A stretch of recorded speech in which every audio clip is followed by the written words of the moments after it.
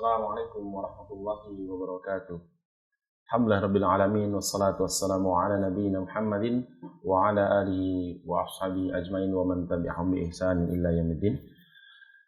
Alhamdulillah, segala puji dan syukur kepada Allah Subhanahu wa taala yang telah memberikan kita rahmat dan nikmat iman, Islam dan lainnya, sehingga pada kesempatan di pagi hari ini kita dapat berjumpa kembali di kajian pagi, di kajian yang membahas kitab Al-Adabul Mufrad, buah karya Imam Bukhari, yang insyaallah akan disampaikan pemateri kita, yaitu guru kita Ustaz Syarul Fatwa LC.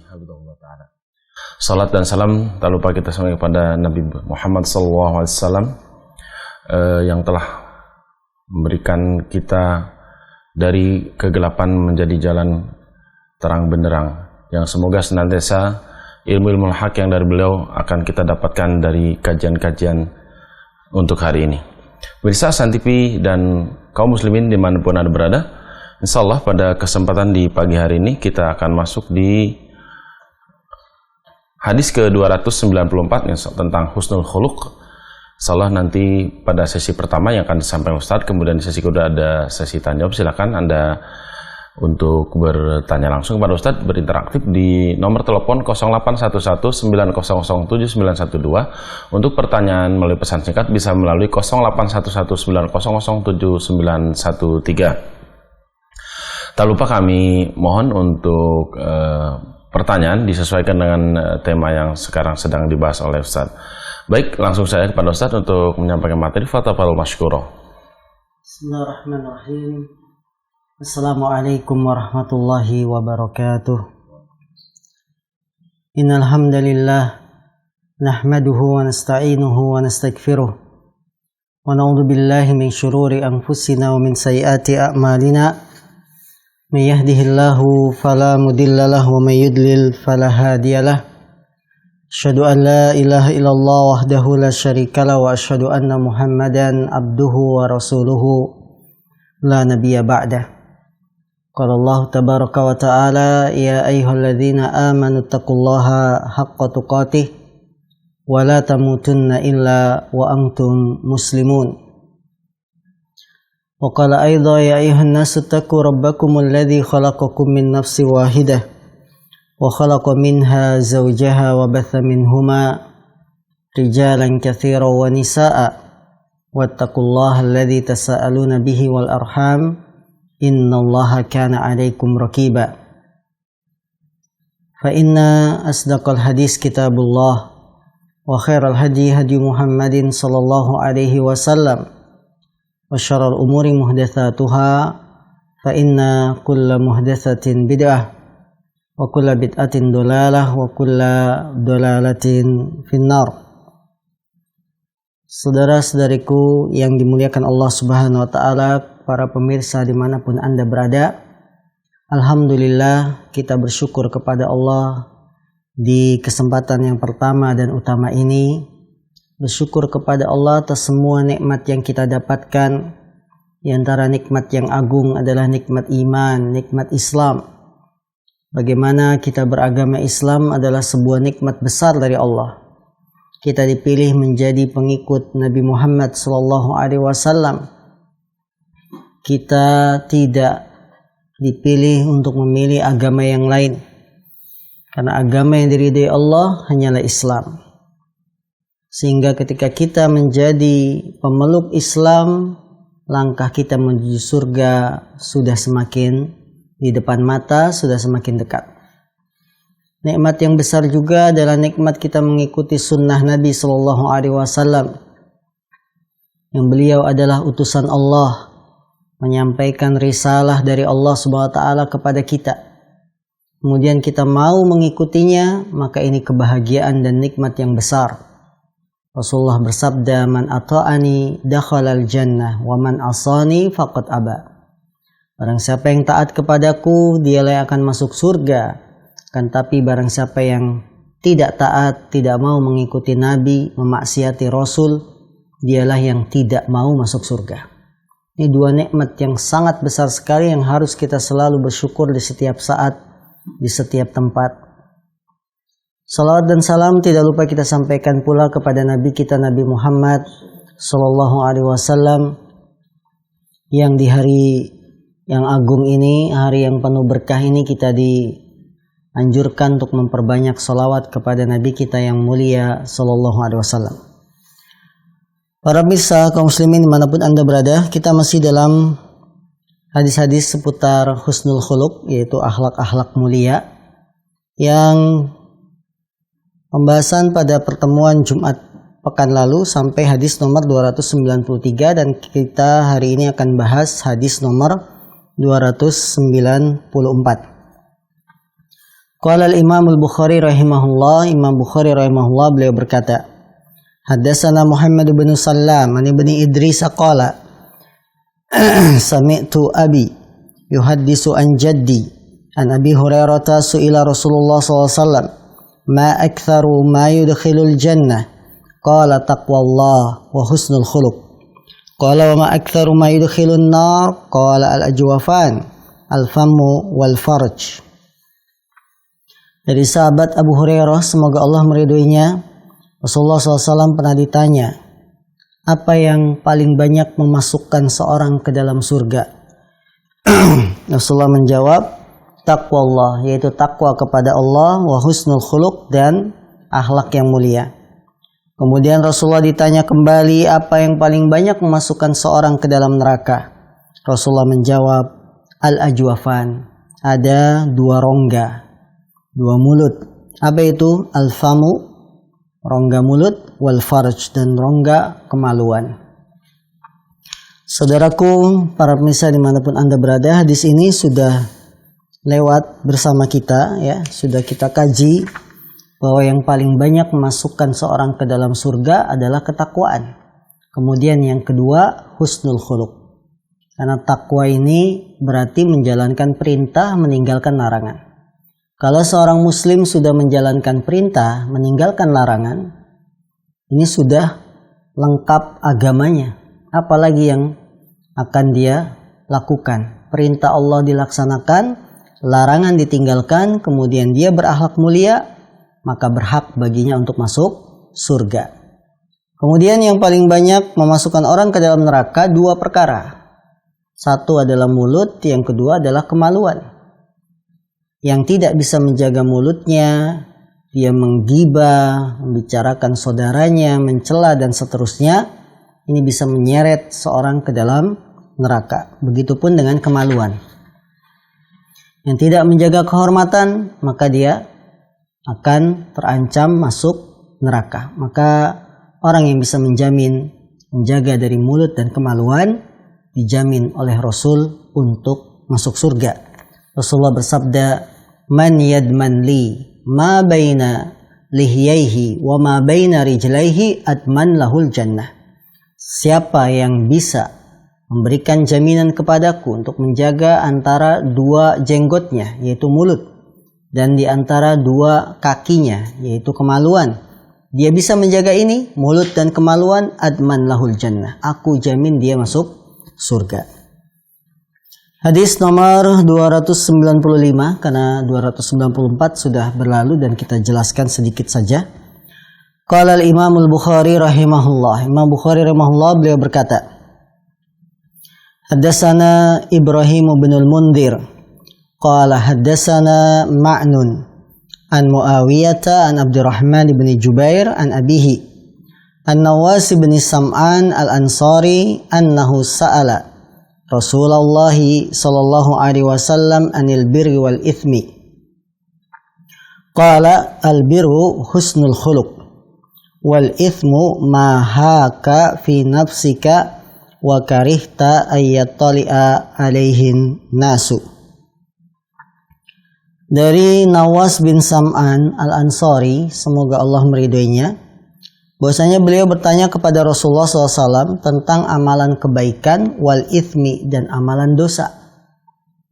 Qala, maka Nabi menjawab, al-bir husnul khuluq. Kebaikan itu adalah akhlak mulia. Wal ithmu, dan yang disebut dengan dosa, apa yang membuat ragu-ragu di dalam jiwamu dan engkau tidak senang manusia mengetahuinya. Hadis dikeluarkan oleh Imam Muslim Imam Tirmidzi dan lain-lain. Hadis ini datang dari sahabat Nawas bin Sam'an. Beliau bertanya tentang kebaikan dan dosa. Pertanyaan para sahabat kepada Rasul SAW adalah pertanyaan yang membawa manfaat, baik untuk dunia ataupun untuk akhirat. Maka kalau kita cermati hadis-hadis pertanyaan-pertanyaan Rasul yang diajukan, pertanyaan-pertanyaan para sahabat yang diajukan kepada Rasul, itu rata-rata adalah pertanyaan yang berbobot, pertanyaan yang bermanfaat untuk penanya dan juga untuk kaum muslimin pada umumnya. Berbeda dengan zaman kita.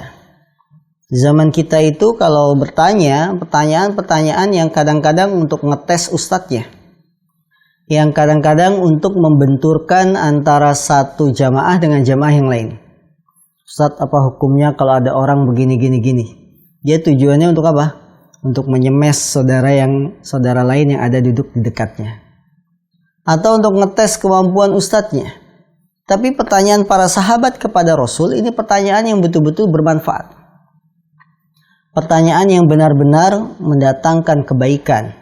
Maka sahabat Nawas bin Sam'an ini nanya, "Wahai Rasulullah, kabarkan padaku tentang kebaikan dan dosa. Apa sih kebaikan itu? Apa sih dosa itu?" Kemudian Nabi menjawab, "Albir husnul khuluq." Kebaikan itu adalah akhlak mulia. Rasulullah ditanya tentang amalan kebaikan, beliau malah menjawab cuma jawaban yang satu.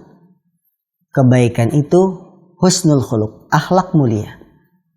Beliau tidak sebutkan kebaikan itu sholat 5 waktu, puasa Ramadan, sedekah, umroh, haji, tidak. Tapi beliau menjawab kebaikan itu adalah husnul khuluq. Padahal kebaikan itu banyak. Kenapa yang dijawab adalah husnul khuluq, akhlak mulia? Beliau tidak sebutkan satu-satu kebaikan itu berbakti sama orang tua. Kebaikan itu bantu orang miskin, ngasih makan. Kebaikan itu sedekah. Tidak. Beliau tidak rinci, tapi hanya menjawab dengan satu kalimat yang cakupannya luas. Beliau menjawab kebaikan itu adalah husnul khuluq, akhlak mulia. Kenapa beliau mengatakan kebaikan itu hanya akhlak mulia? Karena kalimat akhlak mulia itu mencakup kebaikan yang begitu luas. Bahwa jawaban Nabi kebaikan itu adalah akhlak mulia, karena akhlak mulia adalah sebuah kalimat yang mencakup beberapa kebaikan yang sangat luas. Akhlak mulia mencakup akhlak mulia kepada Allah. Kalau akhlak mulia kepada Allah, apa bentuknya? Kita sholat, puasa, zakat, umroh, sedekah, bayar zakat, puasa Ramadan. Ini akhlak mulia kepada Allah, menjalankan perintah, meninggalkan larangan.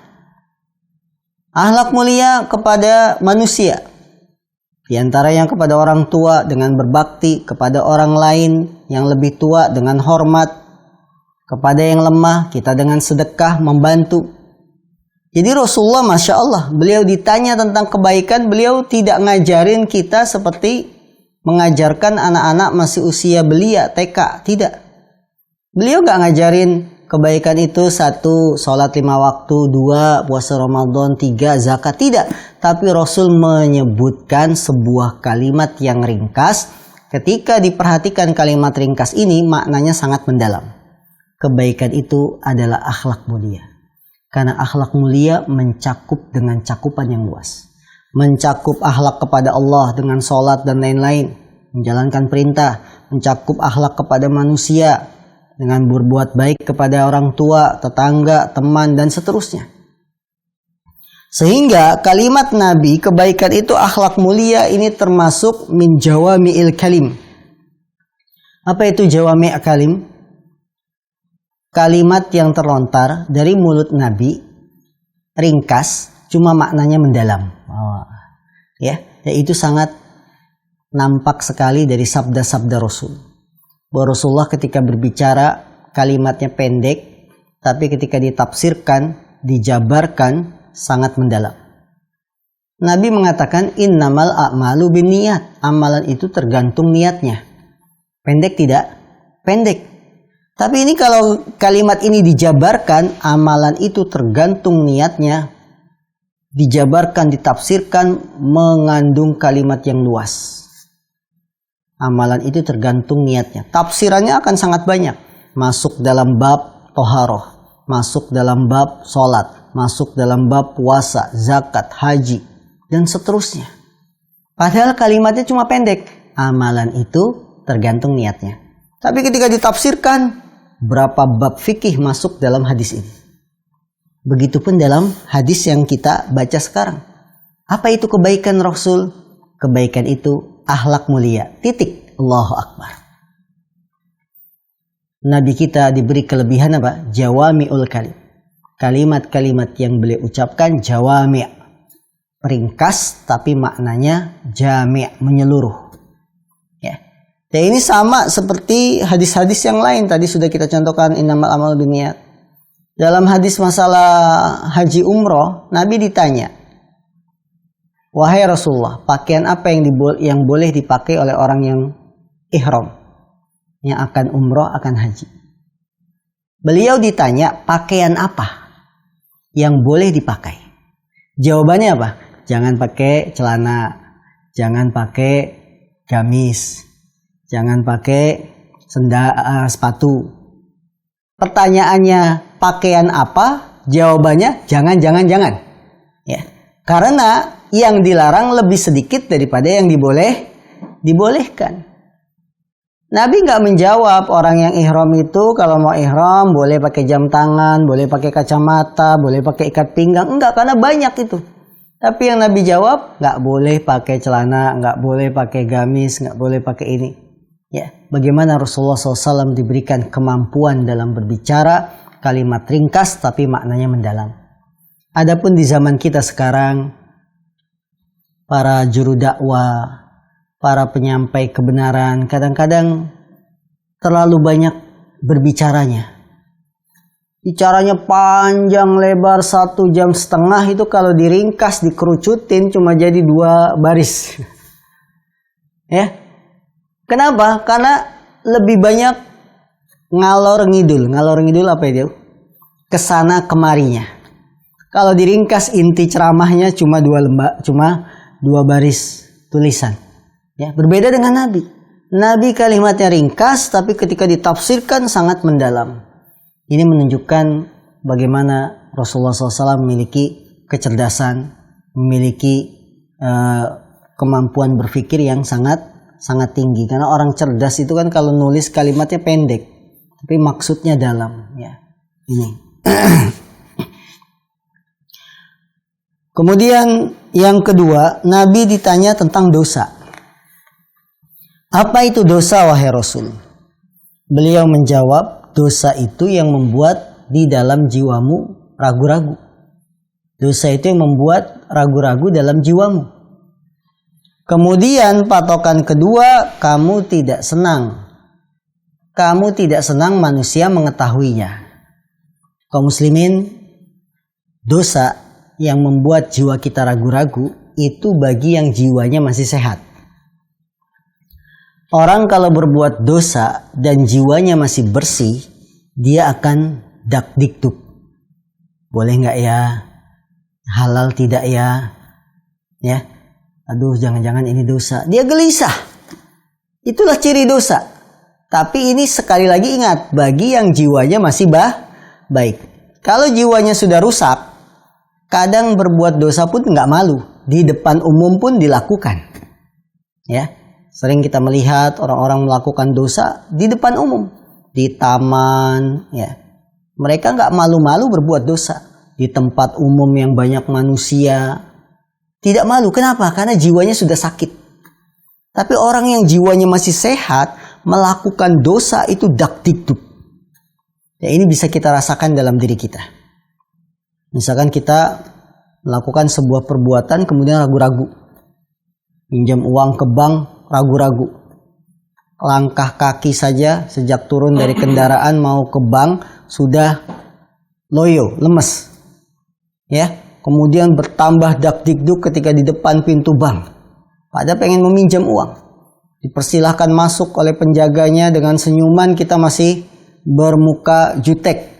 Kenapa? Khawatir dosa. Itulah dosa, karena indikasi jiwa kita masih sehat. Sehingga ketika ada yang masuk itu salah, radarnya langsung menangkap. Oh, ini salah. Ya, seperti alat-alat canggih sekarang kan, ketika ada virus langsung menangkap, memberikan sinyal. Nah, jiwa pun bisa memberikan sinyal bahwa ini salah. Apa sinyalnya? Ragu-ragu, langsung dakdikduk. Ya, ini bisa kita buktikan bagaimana maling, dia ragu, dakdikduk. Kemudian patokan kedua, dosa itu engkau tidak senang manusia mengetahuinya. Allahu Akbar. Ini patokan yang sangat baik untuk mengenali dosa. Kalau kita malu diketahui manusia, itulah dosa. Ngumpet-ngumpet. Maling, ngumpet-ngumpet. Gak senang dia kalau ada satpam lewat. Namanya berarti apa? Dosa, karena tidak senang ketika ada orang mengetahuinya. Kita mencuri, mengambil barang orang, menipu dengan investasi dan lain-lain, kemudian kabur, itulah dosa. Karena kalau bukan dosa, dia tentu tidak akan sembunyi-sembunyi, dia akan berani tampil. Ya. Maka dari itu kaum muslimin, ketika ada perasaan kita tidak ingin diketahui orang, ketahuilah itu dosa. Termasuk dalam hal ini yang nikahnya ngumpet-ngumpet. Nikahnya diam-diam, nggak ingin diketahui oleh istri pertama, tidak ingin diketahui oleh tetangga. Ini ada sesuatu nih kalau ngumpet-ngumpet. Kalau dia benar, harusnya terang-terangan, mengundang KUA, ya. Bukan sembunyi-sembunyi, karena ada sesuatu kalau sembunyi-sembunyi. Maka dari itu Rasul memberikan patokan yang kedua untuk mengenali dosa, engkau tidak senang manusia mengetahuinya. Pelajaran yang bisa kita petik dari hadis yang mulia ini, yang pertama, semangat para sahabat untuk bertanya tentang kebaikan. Dan itu dicontohkan oleh Nawas bin Sam'an, bahwa para sahabat sangat semangat sekali untuk mendapatkan ilmu, diantaranya adalah dengan bertanya. Bahwa bertanya adalah pintu pembuka ilmu. Orang yang malu bertanya maka dia tidak dapat ilmu. Karena itu sahabat Ibnu Abbas mengatakan, la yanalal ilma min rajulain. Tidak akan dapat ilmu dari dua orang. Yang pertama al-mustahi, yang kedua al-mustakbir. Orang gak dapat ilmu, satu orang yang malu, dua orang yang sombong. Orang yang malu tidak mau nanya, ya, tidak dapat ilmu dia. Orang yang sombong, ya, dengan ilmunya tapi dia sombong di hadapan orang lain, dia pun tidak akan mendapatkan ilmu. Maka hadis ini menunjukkan semangat para sahabat untuk bertanya, tidak ada lain untuk menghilangkan kebodohan. Ketika ditanya Rasulullah dengan pertanyaan, maka Rasulullah menjawab, akhirnya dapat ilmu bahwa dosa itu adalah yang membuat ragu-ragu dalam hati. Kamu tidak senang diketahui orang, kalau kebaikan itu adalah husnul khuluq. Ini kan ilmu. Andaikan Sam'an ini tidak bertanya, Nawas bin Sam'an ini tidak bertanya, tentu kita tidak akan tahu patokan dosa, patokan kebaikan. Tentu hadis ini tidak akan sampai pada kita kalau Nawas bin Sam'an tidak tanya. Tapi dengan bertanya akhirnya terbukalah ilmu. Sampai hari ini kita bisa mendengar bahwa yang namanya dosa itu yang membuat ragu-ragu dalam hati dan kamu tidak senang diketahui oleh orang lain. Ya. Yang kedua, pelajaran bisa kita petik dari hadis ini, penjelasan tentang akhlak baik Rasulullah SAW. Ya, ketika beliau ditanya oleh penanya, beliau menjawab dengan kalimat-kalimat yang menyejukkan, kalimat-kalimat yang ringkas. Kebaikan itu husnul khuluq. Dosa itu yang ragu-ragu dalam hatimu dan kau tidak senang diketahui manusia orang lain. Jadi seorang dai, seorang pembimbing ketika ditanya hendaklah dia menjawab dengan kalimat-kalimat yang menenangkan, yang menyejukkan. Ya. Maka ini menunjukkan betapa agungnya akhlak Rasul Shallallahu Alaihi Wasallam. Ya, beliau menjawab sesuai dengan kapasitasnya, dengan ilmunya, dan beliau keluarkan kata-kata yang ringkas tapi penafsirannya sangat mendalam, ya. Maka ini sebagai bekal kita sebagai guru, ketika ditanya murid, ya jawablah dengan penjelasan yang menenangkan, yang tenang. Ya, tidak usah terburu-buru, tidak usah melakukan jawaban yang kita tidak tahu ilmunya, ya. Ini akhlak Rasul SAW sangat mulia. Kemudian yang ketiga, pelajaran yang bisa kita petik dari hadis yang mulia ini, bolehnya kita merujuk hati, ya, kembali kepada hati dan jiwa dalam satu permasalahan apabila hati kita memang masih bagus. Jadi kita boleh bertanya pada hati dalam satu amalan, dalam satu permasalahan.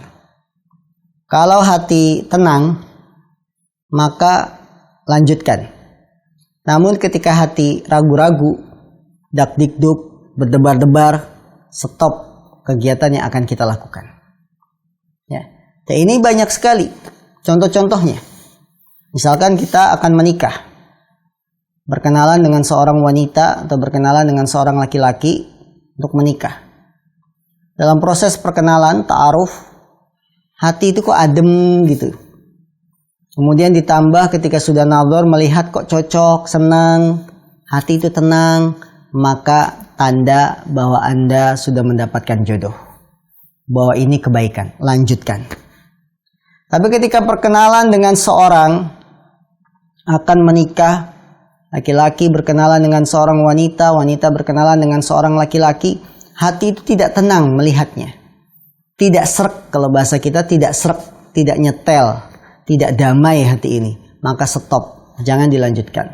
Ini sebagai alamat indikator bahwa nanti kalau dilanjutkan akan ada permasalahan. Begitupun dalam masalah-masalah lain, masalah muamalah misalkan. Kita dapat tawaran investasi kelapa sawit di Kalimantan. Wah, manis janji-janjinya, sebulan flat 2 juta. Jadi setahun dapat 24 juta, ya. Padahal kita hanya nanam modalnya sedikit, tapi sebulannya dapat manis dijanjikan. Hati mulai ragu. Jangan-jangan ini cuma untuk mengumpulkan dana orang, kemudian dibawa kabur.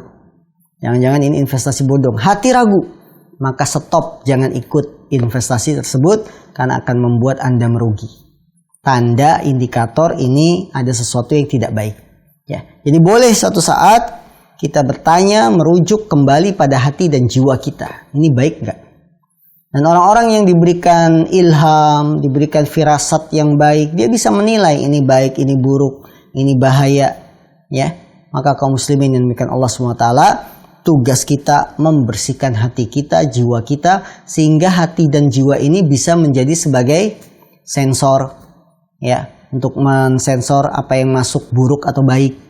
Ketika buruk, sensornya langsung bunyi, ya. Seperti itu. Jadi tugas kita membersihkan hati dan jiwa supaya hati ini bisa menilai satu perbuatan baik atau tidak, ya. Sehingga kita bisa mempunyai filter saringan. Ini baik nggak ya saya kalau ikut bisnis ini? Ya, sekarang kan berkembang muamalah itu sangat besar. Ada istilah Bitcoin, satu lagi apa itu? Ya, yang sudah dikeluarkan fatwanya oleh MUI. Ini kan berkembangnya muamalah harus disikapi dengan bijak. Maka kalau kita tidak punya ilmu, pertama kembalikan pada hati kita, jiwa kita. Tenang nggak untuk melakukan investasi ini? Ya, kalau tidak tenang, maka ada sesuatu dalam amalan yang akan kita lakukan. Pelajaran berikutnya yang bisa kita petik dari hadis ini, keutamaan husnul khuluq, yang dia merupakan kebaikan yang sangat banyak. Keutamaan husnul khuluq yang merupakan kebaikan yang sangat banyak, ya. Bagaimana akhlak mulia itu ternyata cakupannya luas. Akhlak kepada Allah, akhlak kepada Rasul, akhlak kepada manusia, akhlak kepada ulama, akhlak kepada sahabat Nabi, dan seterusnya. Maka husnul khuluq pantaslah menjadi amalan yang paling banyak memasukkan orang ke dalam surga. Karena ternyata cakupannya banyak banget. Akhlak kepada Allah mencakup melaksanakan perintah, meninggalkan larangan. Udah, ini surga ini orang kalau ada seperti ini. Akhlak kepada Rasul, mengikuti sunnahnya, tidak membuat, ya, ibadah-ibadah baru, perkara-perkara baru dalam agama. Ini kan berarti apa? Orang yang lurus, masuk surga. Maka kebaikan itu terangkum dalam satu kalimat yang sangat ringkas. Kebaikan adalah akhlak mulia. Allahu Akbar. Maka jangan sekali-kali kita pahami akhlak mulia itu hanya adab sopan santun sesama manusia. Kalau ketemu senyum, bukan hanya itu. Akhlak mulia itu luas cakupannya. Sehingga Nabi mengabarkan bahwa kebaikan itu akhlak mulia. Karena kalimat kebaikan saja luas. Apa sih kebaikan itu? Maka ditafsirkan dengan satu kalimat juga yang ringkas tapi luas. Kebaikan itu akhlak mulia. Pelajaran berikutnya yang bisa kita petik dari hadis ini. Peringatan dari perbuatan dosa. Ya. Bahwa dosa itu hanya akan membuat kita ragu-ragu. Kemudian membuat hati tidak tenang dan membuat kita akan diketahui orang aibnya, dan kita nggak senang kalau orang manusia mengetahui aib-aib kita. Karena itu kaum muslimin dimuliakan Allah SWT, dosa ini harus kita tinggalkan. Hati kita kalau sudah tidak tenang, ya tinggalkanlah itu. Misalkan kita pernah mengambil rumah dengan sistem kredit. Awalnya senang, wah punya rumah, alhamdulillah. Tapi lama-kelamaan mengikut ngaji, ya tahu bahwa sistem kredit ngambilnya dari bank itu adalah haram, riba. Lama-lama hati gelisah. Ini saya kok lama-lama tinggal di sini, senang sih punya rumah, tapi kok gelisah terus. Ini indikator. Sensor kita, hati kita sudah mulai bergerak dengan baik, ya berfungsi dengan baik, memberikan sinyal-sinyal kepada jiwa kita bahwa ini bahaya. Ya tinggalkan, sudah jual. Ya begitupun dalam amalan-amalan yang lain. Yang terkadang misalkan kita dalam bergaul menyakiti hati orang. Kemudian ketika ngomong menyakiti hati orang, pulang sampai rumah hati itu langsung gelisah. Aduh kok saya ngomongnya kayak gitu ya tadi ya. Dia tersakiti enggak ya? Nah itu. Ini ada sensor berarti. Sensor jiwa kita masih bagus kok saya bisa ngomong kayak begitu. Menyinggung perasaan orang. Ya sudah, kalau sudah sensor kita bekerja dengan baik, langsung datangi orang yang tadi kita sakiti hatinya. Minta maaf dan seterusnya. Makanya ketika kalau kita punya salah minta maaf, hati tenang nggak? Tenang. Ya. Misalkan sama istri nih, kita berantem. Adu mulut. Atau dalam permasalahan apa kita berdebat, berselisih pendapat dengan istri. Ketika berselisih, itu hati itu gundah gulana. Nggak bisa tidur. Ya istri di kamar depan, suami kamar belakang saling mikirin satu sama lain. Kalau ada CCTV mungkin bisa dipadukan gambarnya. Yang ini mikirin suaminya, yang ini mikirin istrinya. Nggak tenang hatinya. Nah begitu keluar sama-sama dari kamar, maaf-maafan. Adem nggak hatinya? Adem. Tenang, udah tenang. Ini indikator. Sensor kita bekerja dengan baik. Berarti yang namanya dosa itu kalau membuat hati kita ragu-ragu tidak tenang. Ketika sudah tenang berarti udah nggak ada dosa. Ya, ini sebuah patokan yang sangat baik yang diberikan oleh Rasul SAW untuk mengenali dosa. Satu, yang membuat jiwamu, hatimu ragu-ragu. Kedua, kamu tidak senang diketahui oleh orang lain. Baik, sampai di sini hadis kita di kesempatan pagi hari ini. Insyaallah kita sambung di pekan berikutnya. Silakan kami buka tanya jawab. Jazakallahu khairan Ustaz, barakallahu fiik atas penjelasan materi yang telah disampaikan, yaitu mengenai husnul khuluq.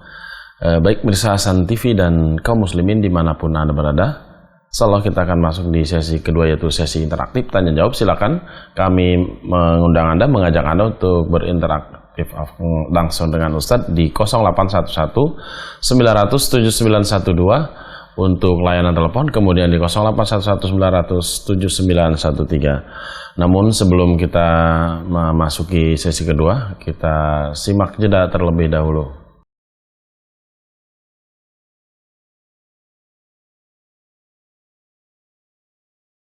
Baik pemirsa Hasan TV dan kaum muslimin dimanapun Anda berada, alhamdulillah kita masuk di sesi interaktif, yaitu sesi kedua. Silakan kami mengundang Anda di nomor telepon 0811 900 7912, kemudian di 0811 900 7913 untuk pesan singkat atau WhatsApp. Kita bacakan terlebih dahulu sambil menunggu penelpon yang masuk. Pertanyaan dari pemirsa Hasan TV. Assalamualaikum Ustaz. Waalaikumsalam. Dari hamba Allah. Assalamualaikum. Hampir 2 tahun sejak COVID saya tidak bekerja, sehari-hari hidup dari uang tabungan. Di satu sisi sekarang saya ada waktu nonton kajian dan menyadari semasa kerja dulu banyak dosa dan melakukan pemalsuan data komputer, barang fisik sampai pemalsuan dana. Saya khawatir apabila nanti mencari pekerjaan dan semisal diberi Allah amanah, nanti saat bekerja akan mengulangi dosa saya yang sama. Sementara saya merasa tidak memiliki kemampuan berbuat dosa. Mohon nasihatnya Ustaz. Syukran, jazakallah khair. Baik, saudaraku yang dimuliakan Allah Subhanahu wa taala, bahwa dahulu kita bekerja banyak melakukan pelanggaran-pelanggaran dosa berupa pemalsuan data atau markup anggaran ya dan seterusnya. Dan sekarang saya khawatir kalau bekerja kembali akan terulang dosa-dosa tersebut. Seorang yang berdosa, maka dia berkewajiban untuk taubat kepada Allah Subhanahu wa taala. Dan ketika dia bertaubat kepada Allah, maka syarat-syaratnya harus dipenuhi. Taubat dia adalah ikhlas. Taubat dia adalah dengan menyesali perbuatan dosa yang sudah dilakukan, kemudian meninggalkan dosa tersebut selama-lamanya di masa yang akan datang, punya tekad kuat melawan hawa nafsu untuk mengulang dosa. Dan pada waktu-waktu taubat kita adalah waktu yang memang diterimanya taubat, bukan ketika pintu taubat sudah ditutup. Nah, ini syarat-syarat taubat harus kita lakukan. Harus kita amalkan syarat-syarat taubat tersebut. Ketika nanti dapat pekerjaan baru, di antara syarat taubat tekad kuat untuk tidak mengulangi. Maka bukan berarti kita berhenti bekerja karena sudah merasa berdosa di masa lalu, tapi tetap bekerja dengan tekad kuat tidak mengulangi kesalahan yang sama.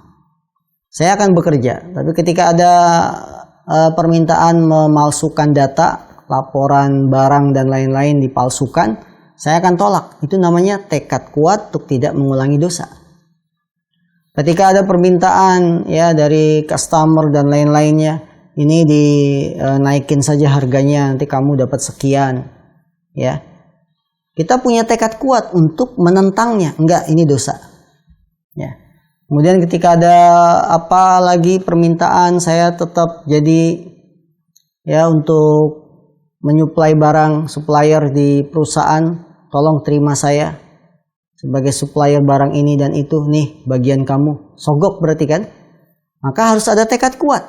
Tidak, kita akan melakukan seleksi ya para supplier yang masuk, kita tampung, kemudian kita seleksi yang terbaik, ya, baik itu dengan cara ujian presentasi masing-masing ya yang akan masuk ini.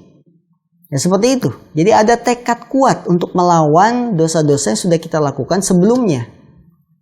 Jangan hanya dibawa rasa takut saja tapi tidak ada actionnya. Takut kalau saya bekerja nanti kayak gitu lagi. Itu kan was-was kekhawatiran. Seharusnya Anda masuk bekerja, tes iman kita. Kita masuk kerja dengan pekerjaan yang sama, tes iman kita. Ketika ada godaan memalsukan anggaran, godaan memalsukan data, Anda siap tidak? Kalau iman kita kuat, kita akan tolak. Itu namanya seorang muslim yang sudah benar-benar taubat. Karena syarat taubat apa? Berkeinginan kuat untuk tidak mengulang dosanya. Kalau saya wira swasta, saya tidak punya pengalaman, tidak fashionnya nggak di situ gitu, misalnya style saya nggak di situ. Ya berarti lakukanlah pekerjaan yang kita mampu, hanya saja kita lebih ketat dari sebelumnya. Kita lebih hati-hati dan kita lebih kuatkan iman kita untuk godaan-godaan suap dan sebagainya. Ya, Allahu taala. Baik, jazakallahu Ustaz atas penjelasannya dan nasihatnya. Kemudian kita masuk di ada penelpon ya? Silakan. Sudah ada terhubung, silakan. Assalamualaikum. Waalaikumsalam warahmatullahi wabarakatuh. Silakan Bapak, dari siapa dari mana? Yadi dari Medan. Silakan Pak Yadi. Langsung ke pertanyaan. saya kan tinggal di daerah pelosok kan. Iya. Di kampung saya kalau setiap sholat Jumat itu dihadiri hanya sekitar 4 atau 5 orang jamaah aja. Baik. Sementara kalau kepala keluarganya itu lebih dari 100 kepala keluarga. Apakah bisa sholat di masjid itu atau pindah ke masjid lain yang namun jaraknya jauh, Pak? Berapa lama kira-kira, Pak? Kalau kita pakai motor berarti sekitar 20 menit. Oh, baik. Kereta 20 menit. Baik, Pak. Pertanyaan kedua, Ustaz, kan?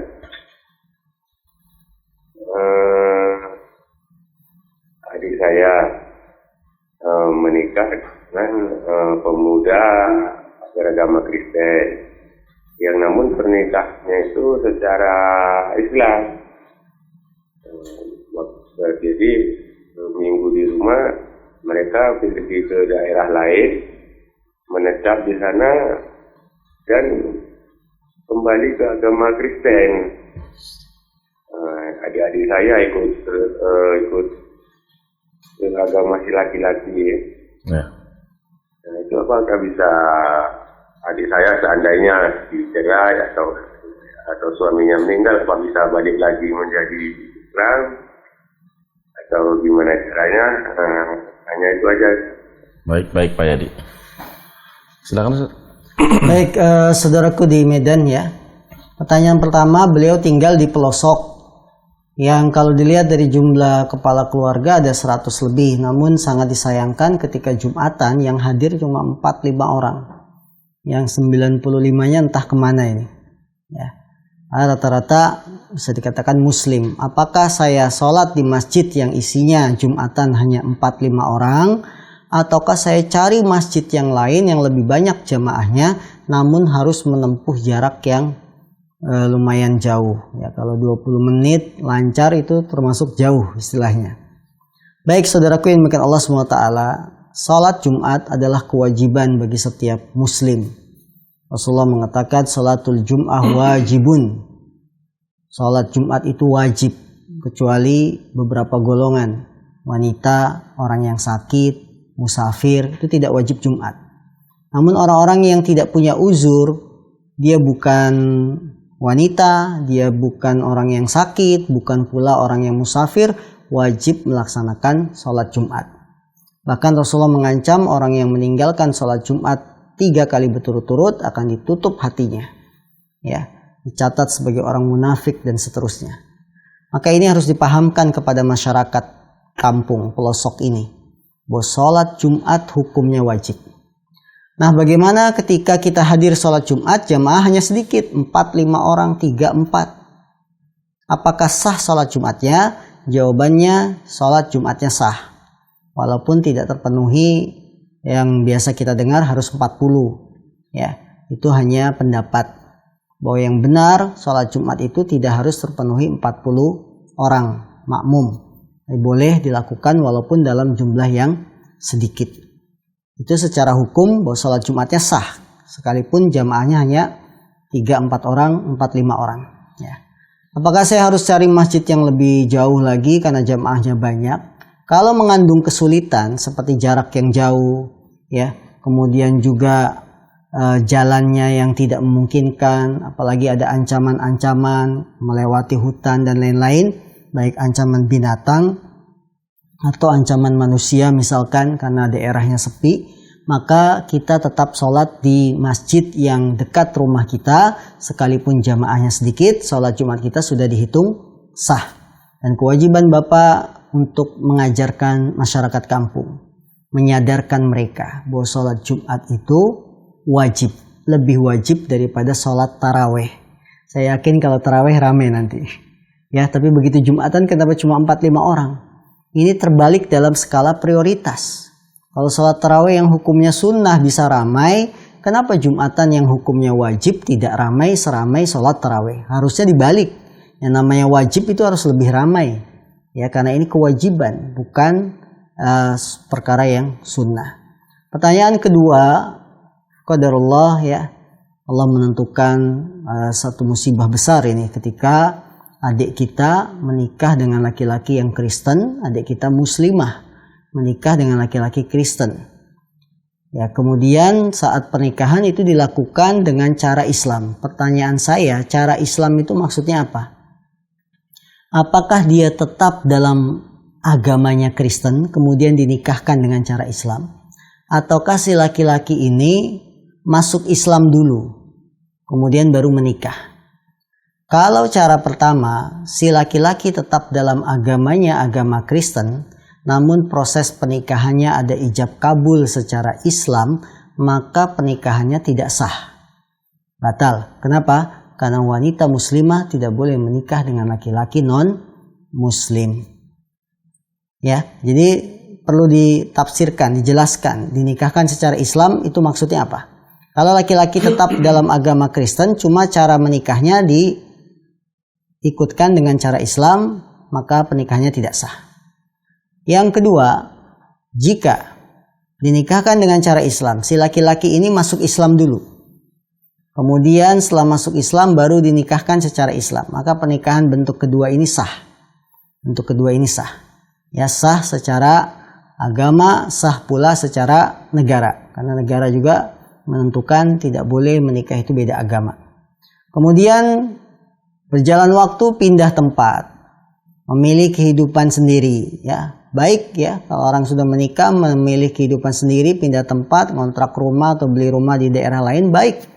Namun yang sangat disayangkan si laki-laki ini kembali kepada agama Kristennya dan adik Anda yang muslimah pun ikut agama si laki-laki. Ini sebuah musibah besar karena disebut murtad. Ya, orang muslim, muslimah keluar ikut agama non-muslim dan muslimah disebut murtad. Na'udzubillah min dzalik. Orang yang murtad Rasulullah mengatakan man baddala dinahu faqtuluh. Barang siapa yang mengganti agamanya maka boleh dibunuh. Ini sangat berbahaya. Maka Anda sebagai kakak kasih nasihat. Islam itu agama yang benar dan lain-lain. Bisakah nanti adik saya ketika terjadi perceraian kembali masuk Islam atau ketika suaminya meninggal kembali masuk Islam? Bisa. Tapi jangan menunggu nanti. Nanti kalau cerai, nanti kalau suami meninggal, itu akan waktunya cukup lama. Dari sekarang kalau mau masuk Islam lagi, kemudian menuntut cerai dari suaminya. Ya, jadi jangan nunggu nanti kalau suaminya meninggal bisa masuk Islam lagi. Nanti itu suatu yang nggak jelas. Hari ini kita urus. Dek, kamu kan tahu Islam agama yang benar. Kenapa kamu ikut agama suamimu? Sudah, kamu masuk Islam, ceraikan suamimu. Tuntut cerai. Kalau istri kan tidak bisa menceraikan. Istri bisanya menuntut cerai. Ya, minta cerai ke pengadilan. Ketika kita sudah menyarankan pada adik kita untuk masuk Islam kembali. Jadi jangan menunggu nanti. Nanti kalau diceraikan bisa nggak kembali Islam. Nanti kalau suaminya meninggal bisa nggak kembali Islam. Jangan nunggu nanti, tapi sekarang. Karena kita tidak tahu kapan ajal menjemput. Siapa yang menjamin adik kita itu bertahan hidup sampai suaminya meninggal? Kemudian dia masuk Islam. Siapa yang menjamin usianya sampai ke sana? Tidak ada yang menjamin. Hari ini besok bisa jadi adik kita meninggal. Kalau meninggal dalam keadaan non-muslim, na'udzubillah min dzalik, neraka jahanam kekal di dalamnya. Ini jangan nunggu nanti. Sekarang, karena ini masalah agama itu berat. Kita nggak tahu ajal kita datang kapan. Ya, bisa jadi adik kita dulu yang meninggal baru suaminya. Kalau adik kita duluan yang meninggal dalam keadaan non-muslim, na'udzubillah min dzalik. Ini musibah besar. Maka sebagai kakak, nasihatilah adik kita, sekarang kamu harus keluar dari agama non-muslim, masuk kembali ke Islam, bersyahadat kembali. Bagaimana suami, bagaimana anak? Suami tuntut cerai, anak kita yang ngasuh. Ya, kemudian kita bimbing dengan ajaran Islam. Wallahu a'lam. Nah. Baik, jazakallahu Ustaz atas jawabannya. Satu pertanyaan terakhir kita baca dari pemirsa Asan TV dari Abu Arhan. Assalamualaikum warahmatullahi wabarakatuh. Ustadz, bagaimana husnul khuluq terhadap tetangga atau kerabat kerja yang sudah menzalimi kita? Barakallahu fiik Ustadz. Jazakallahu khair. Husnul khuluq kepada tetangga yang sudah menzalimi kita adalah dengan berbuat baik kepadanya.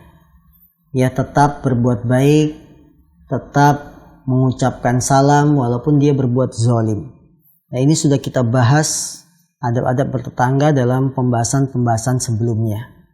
Maka ketika kita tahu ada tetangga yang berbuat zalim, doakan dia supaya lurus, tetap kita berbuat baik, dan kalau bisa kita yang datangi rumahnya. Ya maunya sih apa sih? Ya selalu nyakitin kami, selalu membuli kami. Tanya aja, ketemu. Biasanya orang kalau ketemu akan mencair. Suatu yang tadinya beku jadi cair. Suatu yang tadinya galak bisa jadi tidak galak. Temui saja.